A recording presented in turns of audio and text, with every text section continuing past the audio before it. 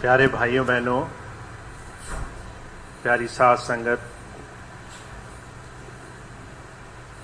बड़ा ही अच्छा मौका है गुरु पर्व के मौके पर यहाँ इस बार सत्संग का और आप सबसे मिलने का ये प्रोग्राम बना है और 10 साल बाद दोबारा से आप सबसे मिलना हो पा रहा है। ये बड़े भाग्य की बात होती है कि हम गुरु परंपरा को, गुरु की महानता को समझ लें। और क्योंकि गुरु पर्व का मौका है, गुरु और शिष्य का संबंध क्या है, गुरु कौन है, हमारे लिए गुरु कैसे हमारे जीवन में रास्ते बनाता है, इसको थोड़ा समझने की कोशिश करेंगे। आप देखते ही होंगे गुरु और शिष्य की परंपरा का अनगिनत तरीके से लोगों ने बखान किया है। कुछ बाहरी बखान है, सांसारिक, जो सुख सुविधाएं, इच्छाओं की पूर्ति, मांग तक सीमित है, परोपकार तक सीमित है। फिर कुछ रास्ते ऐसे हैं जो अंतर्मुख साधना के हैं, जो अंतर में परमात्मा की भक्ति, उसकी प्राप्ति को कैसे हम जीवन में गुरु की शरण में बैठ करके जीते जी पाएं, उसके बारे में है। पर जिस रास्ते से हम जुड़े हैं, वो रास्ता, वो गुरु परंपरा से, गुरु की धारा से जुड़ने का रास्ता, वो बिल्कुल ही अलग रास्ता है। और कारण क्या है?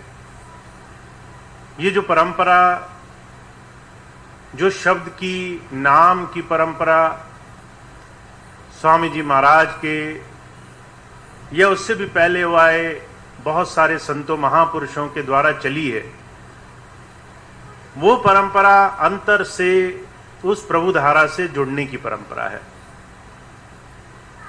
कहा है, नाम जपत कोड़ी भला, चुई चुई गिरे जिस चाम, कंचन देही किस काम की, जामुख नाही नाम।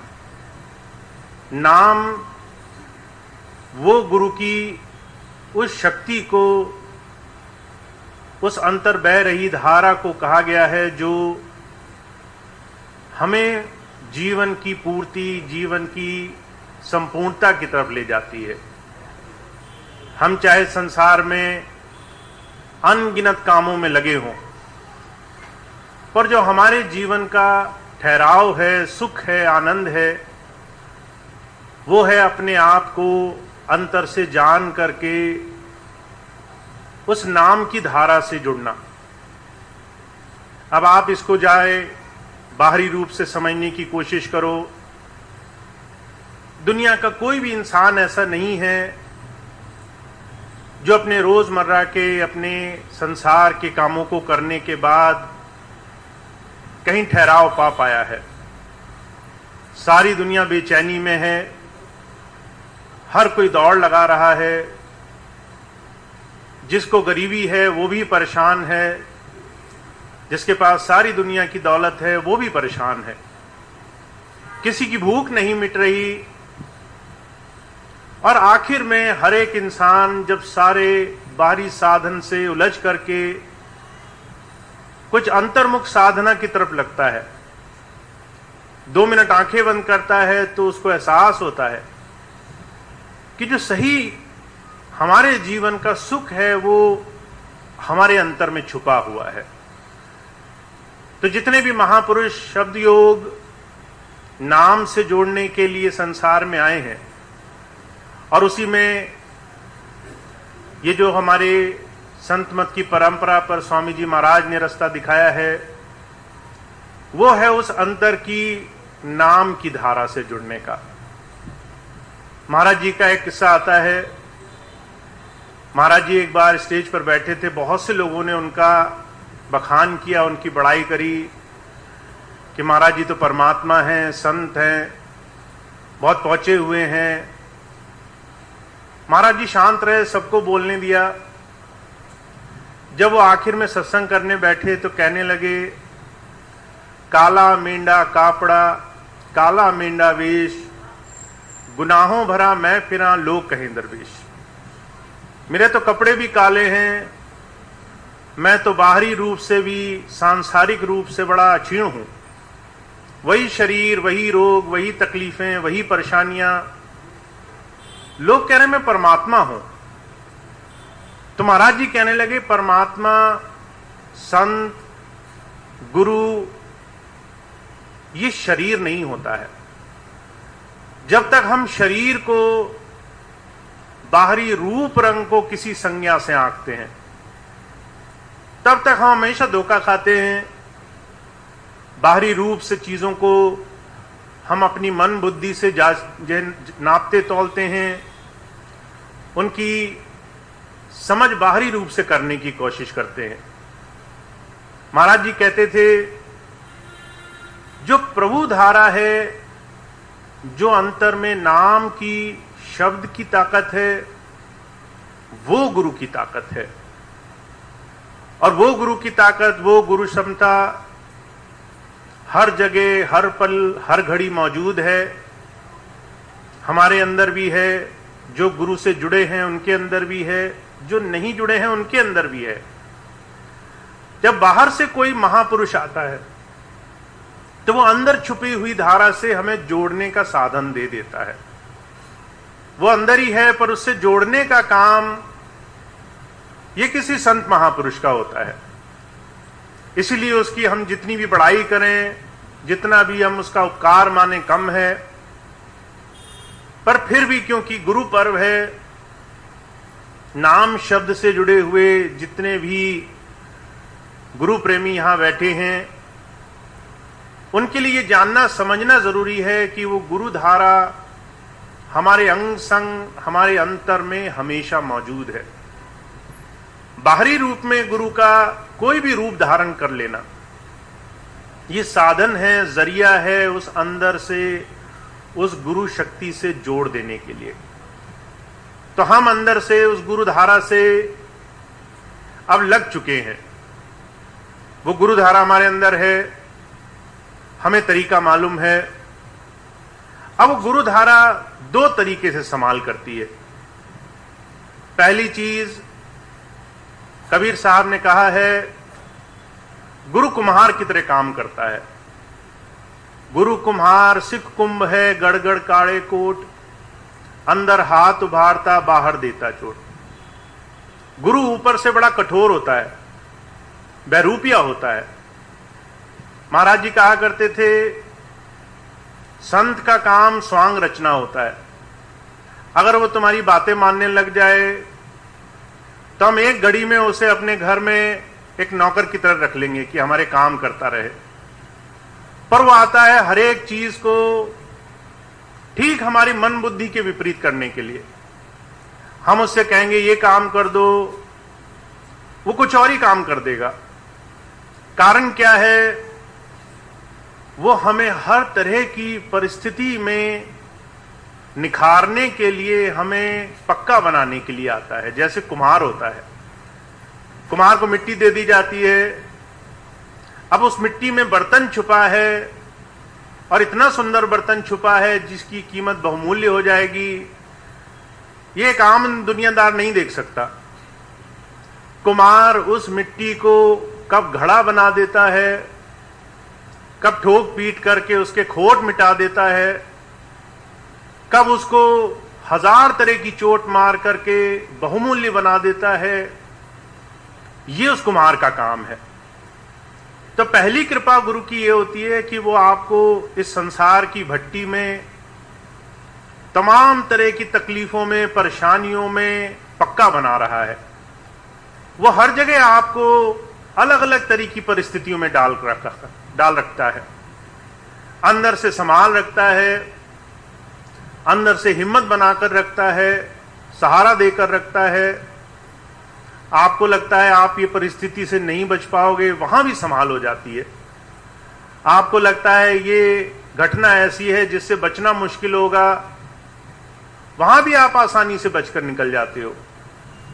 कई बार बहुत बड़ी बड़ी घटनाएं जिसमें लगता है कि हमें सिर्फ खरोच आई, सिर्फ जरा सी चोट लगी, ये कैसे संभव हुआ, ये सब होता है उस कृपा से, उस दया मेहर से जो उस गुरु की मौज से आपको मिलती है। महाराज जी कहा करते थे, जैसे कोई अगर किसी खेत से निकल जाए जहां बहुत सारे फूल लगे हों, तो वहां आपको खुशबू लेने के लिए कोई टैक्स नहीं देना पड़ता। सिर्फ वहां से होकर निकलने मात्र से उस खुशबू का जो आनंद है, जो उसकी अच्छाई है, वो आपको फ्री में मिल जाती है। ये जो कृपा है ये गुरु की उस मौज की तरह होती है। अब दूसरी कृपा क्या होती है, वो चाहता है कि आप मनमुख और इस सारे लेन देन के संसार से उभर करके जीते जी उस प्रभु धारा से जुड़ सको, नाम से जुड़ सको। और ये बड़ा मुश्किल काम होता है। कारण क्या है, कोई हमसे कहे कि हमारे दिन में 1000 काम है, भजन करो बैठ करके, तो कौन ऐसा होगा जो 1000 काम के सामने भजन को कोई कीमत देता होगा। बच्चों के काम है, गृहस्थ है, कारोबार है, पैसा कमाना है, अच्छी अच्छी सुख सुविधाएं चाहिए, दूसरी तरफ भजन है, कुछ नहीं है। 2-4 घंटे बैठे रहो, उसके बाद फिर आपको लगे कि आपने कुछ नहीं किया। तो सांसारिक रूप में जब हमारे दुनिया के तमाम काम लगे हों, तो उसमें हम भजन करने को, जुड़ने को कोई कीमत नहीं देते। पर महाराज जी एक बात कहा करते थे, भाई इस बात का बुरा मानने की जरूरत नहीं है, पर संसार स्वार्थ की नगरी है।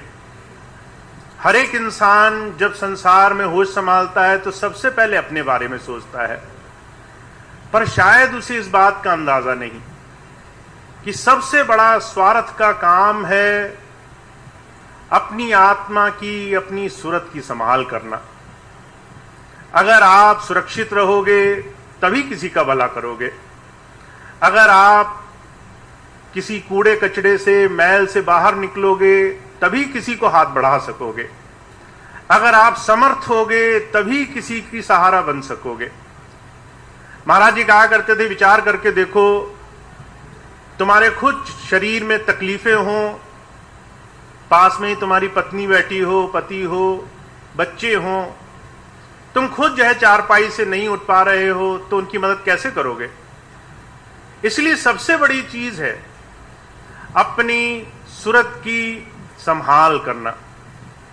और इसीलिए अगर नाम से जुड़ना, थोड़ी देर उस मालिक की याद करना हमारे दिनचर्या का हिस्सा बने, तो ये किसी पराये काम का काम नहीं है।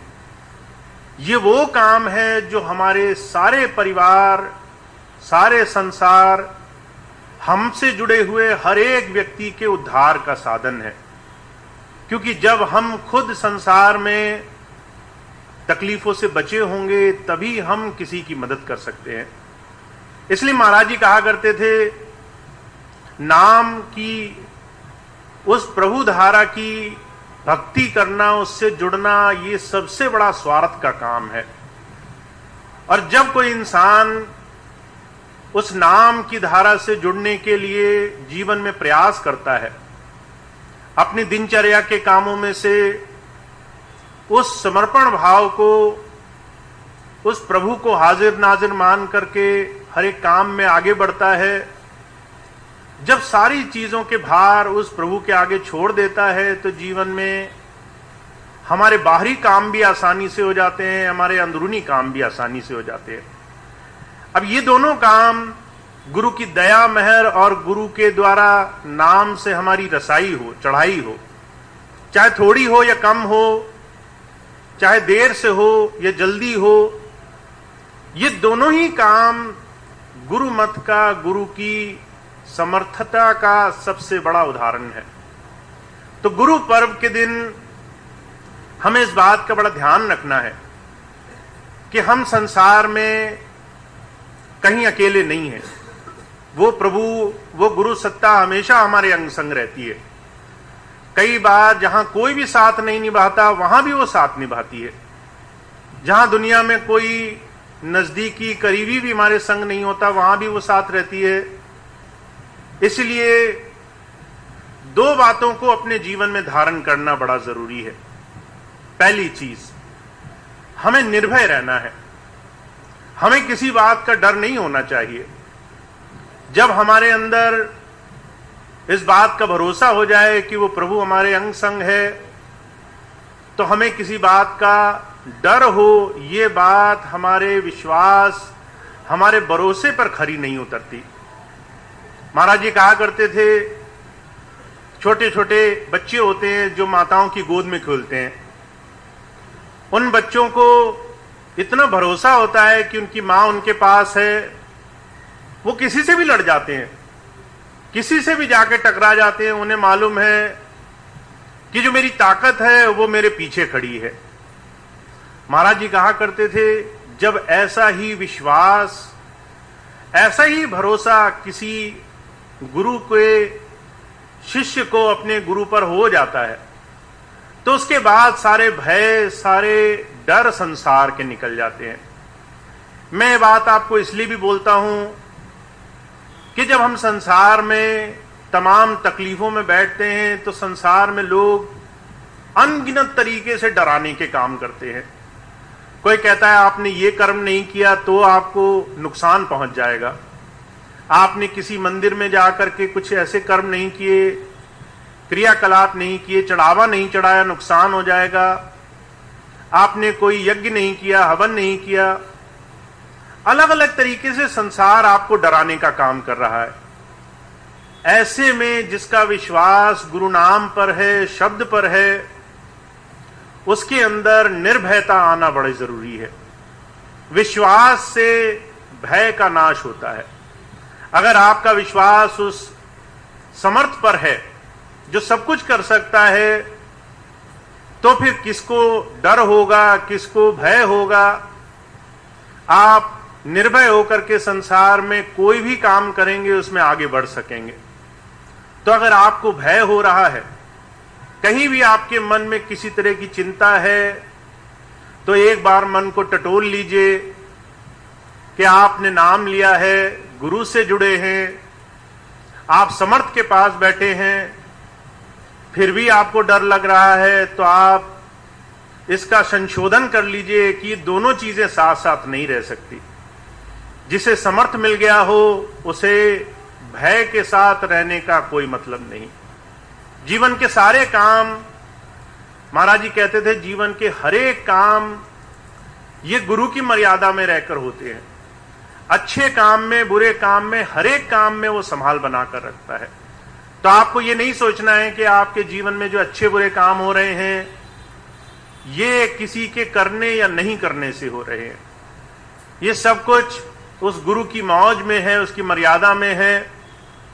विश्वास से निर्भयता अपने जीवन में लाई जाए। और दूसरी सबसे बड़ी चीज जो है, आज गुरु पर्व है, गुरु पर्व का मौका चल रहा है, और इसीलिए हम गुरु की धारा से जुड़कर इस बात को मान लें कि सबसे बड़ी भक्ति का साधन है समर्पण का साधन। आप अपनी चिंताएं एक बार उस प्रभु सत्ता के आगे छोड़कर देखिए। आप अपने मन की तमाम विविधाओं को, तमाम ऐसी बातों को उस प्रभु के ऊपर छोड़कर देखिए। एक बार आपने समर्पण का मंत्र पढ़ लिया, एक बार आपने ये धारा मन में बसा ली कि मैं जो भी काम करूं, एक बार गुरु के आगे उसका नाम ले लूं, गुरु की याद कर लूं, 5 बार मंत्र का जाप कर लूं, या किसी भी तरीके से याद मेरी उनके साथ जुड़ जाए। उसके बाद मैं निश्चिंत हो जाऊं कि मुझे जो कुछ भी करना है वो अब गुरु की मौज में है।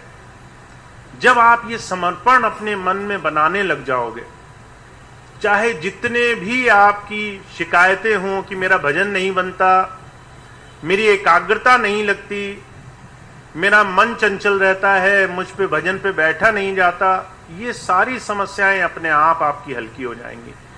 तो आपको महाराज जी कहा करते थे, जैसे जंग में जाने से पहले जंग की तैयारी करनी पड़ती है, वैसे ही गुरु नाम से जुड़ने से पहले समर्पण की तैयारी करनी पड़ती है।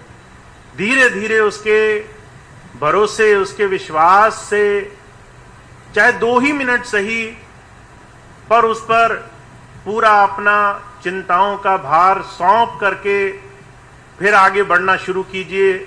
आप देखेंगे कि कैसे सारे काम आसानी से हो जाते हैं। तो मैं तो आपको सिर्फ इतनी बात कहूंगा कि जब भी ऐसा कोई समय आया है, मुझे इस बात का यकीन है, विश्वास है कि सारे रास्ते अपने आप गुरु की कृपा से बन जाते हैं। अब एक छोटी सी बात मैं अपनी बताऊं। आज से 10 साल पहले आपको पता था मैं यहां से चला गया, कुछ ऐसे कारण थे, पर जब मैं गया तो मैंने पूरा मन बनाया कि मैं वापस जाकर क्या करूंगा। चीजें जो है वो सही दिशा में नहीं बढ़ रही, इसलिए जाने का कोई फायदा नहीं। धीरे धीरे कुछ ऐसा समय बना, 1 साल पहले किसी न किसी माध्यम से आप सबसे जुड़ने का रास्ता बनता गया, कभी फोन के माध्यम से, कभी दूसरे ऑनलाइन चैनल के माध्यम से, वीडियो के माध्यम से। और पिछले महीने 2-3 महीने पहले मार्च में कुछ ऐसी चीजें सामने आई, मेरे अंदर विचार आया कि एक बार मुझे चलकर देखना चाहिए। और वो रास्ते इतने मुश्किल थे, आप समझते हैं, आप संसार में जब कामकाज में लगे हों, एक कामकाज में उलझी हुई जीवन में से निकलना आसान नहीं होता। पर ऐसे रास्ते बने। मार्च के महीने में मैं सोचता था कि मैं जाकर क्या करूंगा। तब मेरी डॉक्टर साहब से भी 1-2 बार बात हुई, जो भी घटनाएं घटी मैंने उनके सामने रखी। डॉक्टर साहब कहते थे कि एक बार आप वापस आओ। मैंने कहा वापस आने का अभी कोई प्रोग्राम नहीं है। और उसके कुछ ही दिन बाद कुछ घटनाएं ऐसी बनी कि मैं यहां पर आपके बीच में आ गया, और तब से लगातार आप सबके साथ जुड़ रहा हूं, आपके बीच में बैठा हूं। हर एक व्यवस्था में जो भी आपके 10 सालों के अनुभव रहे, उसके साथ जुड़ने का मुझे मौका मिल रहा है। मैं आज भी कई बार ये सोचता हूं कि मैं पूरी जिद में गया था कि मैं वापस नहीं आऊंगा, और पूरी कोशिश में था कि वहां जाकर के मेरे करने से कुछ नहीं हो सकता। और व्यवस्था ऐसी बनी कि मैं आज आपके बीच में बैठा हूं। हर एक वो चीज जो आप कई बार सोचते हैं कि मेरे करने से चल रही है, बाद में आपको एहसास होता है कि आपने 1000 कोशिश करी, होना वही है जो वो प्रभु अपनी मर्जी से कराना चाहता है। तो आप इस बात को जीता जागता उदाहरण मानिए कि हर एक वो चीज जो गुरु की मौज में होगी, आपके लिए जो हितकर होगी, वो हमेशा आपके लिए गुरु बनाकर रखेगा। तो करना सिर्फ इतना है, चिंताएं और डर छोड़ करके विश्वास और समर्पण से, चाहे थोड़ा थोड़ा ही सही, रोज अपनी चिंताओं को गुरु की याद पर छोड़ना है, और गुरु के भरोसे अपने जीवन को बड़ी खुशी खुशी, बड़े आनंद से काटना है। उनकी याद से, उनकी याद के सिमरन से काटना है। जब थोड़ा सा भी आप इसको अपने जीवन में अपना लोगे तो आपके जीवन में परिवर्तन दिखाई देगा आपको। तो गुरु पर्व का मौका है। मैं आप सबको बहुत बहुत शुभकामनाएं देता हूं। आप सब यहां हैं। अब मेरी उम्मीद ये है दोबारा आपसे जरूर कहीं मिलना होगा, जितनी जल्दी मिलना हो उतना अच्छा। तो अगर आने वाले समय में वो प्रोग्राम बना तो जरूर मैं आपके सामने वो रखूंगा। एक खास सूचना ये है, अभी जैसा डॉक्टर साहब ने आपसे पूछा भी था, सितंबर में स्वामी जी महाराज के जन्म दिवस का भंडारा संडीला संत कृपाल नगर में होगा। तो आप लोग तो जाते ही रहे हैं हमेशा से। मुझे इस बार लगभग 10 साल के बाद ये मौका मिलेगा आपके साथ बैठकर गुरु की याद बनाने का। तो जो भी भाई बहन आ सके, वो वहाँ ज़रूर पहुँचें। बहुत से भाई बहनों से मेरी बात हुई है जो किसी भी कारण से असक्षम हैं या जिनको तकलीफ है, तो मैं यही कहता हूँ जो आ सकते हैं वो ज़रूर पहुँचें, और जो किसी भी कारण से नहीं आ सकते वो गुरु की याद बनाकर रखेंगे। पर कोशिश ज़रूर करें इस भंडारे पर 16, 17, 18 सितंबर को संडीला संत कृपाल नगर में वो प्रोग्राम होना है और आप सबकी मौजूदगी में होना है, आप सबके प्रेम भाव में होना है। तो आप सब वहाँ ज़रूर पहुँचेंगे, ऐसा मेरा विश्वास है। अब आज का प्रोग्राम यहीं समाप्त होगा। आगे